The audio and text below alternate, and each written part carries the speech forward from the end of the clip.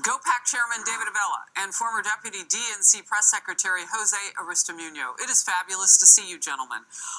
So that congressman, the Democrat, DeLuzio from Pennsylvania, Jose, says you gotta call for Austin to leave at this point. Where are you on it?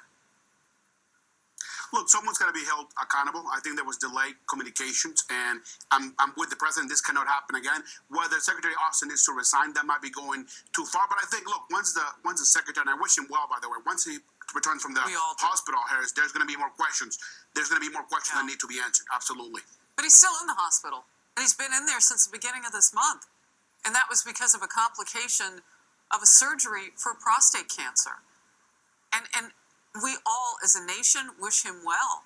And his wife, by the way, she's been by his side all as a military spouse for decades. God bless them both. And God bless this nation if we don't have anybody in charge with the military for days and no one knows it. David? Harris, you have said the most important point. Lloyd Austin is recovering from prostate cancer. Yeah. We should all be cheering for him to be successful.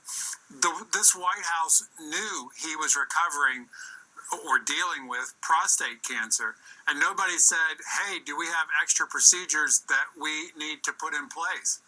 But at the end of the day, you're talking about HR problems here that this administration needs to deal with.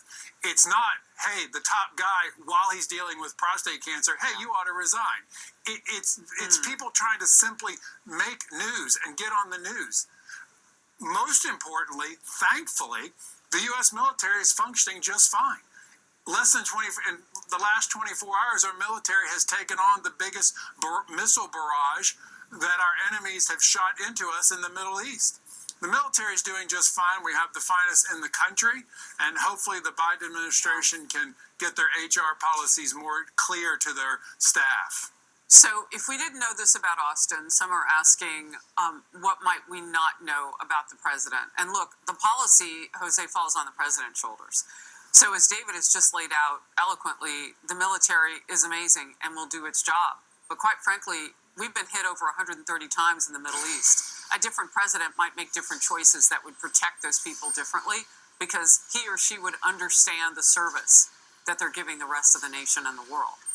We're failing in that department. And I pray every night no one gets killed on our team as they sit there.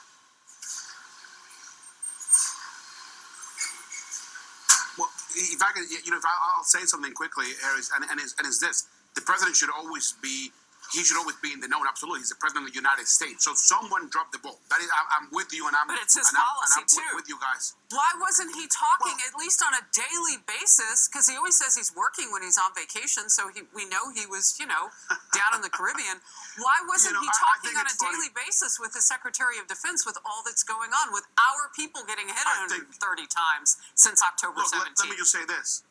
I think it's funny, many Republicans argue that. They say, well, the president spent 130 days in his home in Delaware at Camp David. We're not in the 1900s, right? We're in the 21st century. We have technology. The president can be president from anywhere in the world. Now, apparently that's not the case because he had no idea this was going on, and he's got a lot of technology I think that argument is flawed.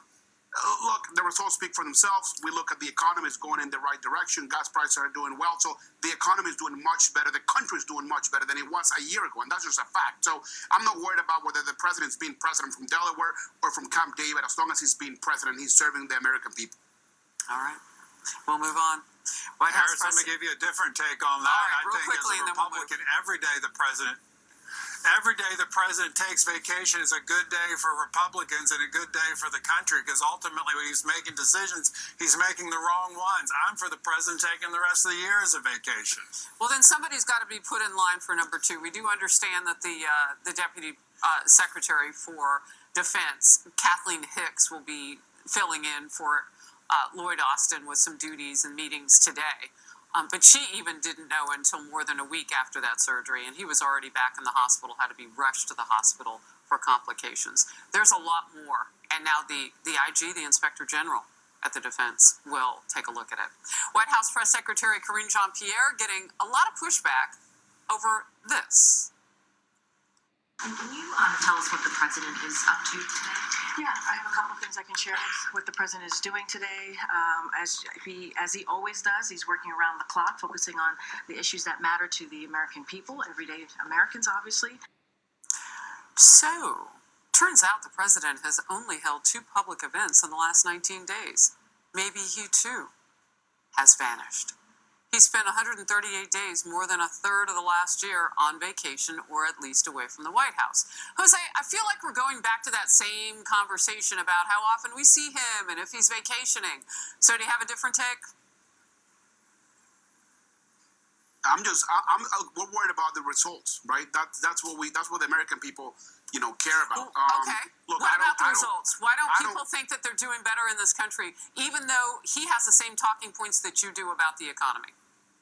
It's a great question. Polls are only a picture in time, Harris. I don't think they reflect I'm not talking about the polling. real Walk sentiment of the outside and American talk to people. people after they come out of the grocery store. I do.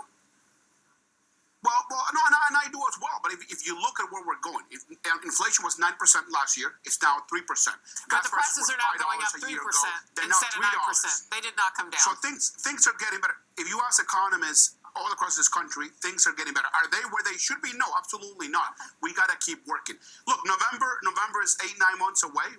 Time will tell. We won the last election by 7 million votes, by the way, and I think we're going to beat Donald Trump again if he's the nominee. We've gotten off to a spirited start. Great to see you, gentlemen. Thank you. Happy New Year. It's never too late. Thank you, Harris. Happy New Year. Outnumbered after the break.